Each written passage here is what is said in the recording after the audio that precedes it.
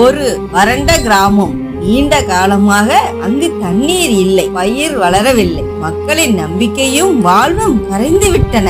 அந்த கிராமத்தில் ஒரு நாள் பைத்தியக்காரனாக ஒருவர் தோன்றுகிறார். மக்கள் அவரை பார்த்து சிரிக்கிறார்கள், சிலர் கல்லும் வீசுகிறார்கள். ஆனால் அவர் ஒன்றும் பேசவில்லை. ஒரு குன்றின் மீது போய் அமர்ந்து தியானம் செய்கிறார்.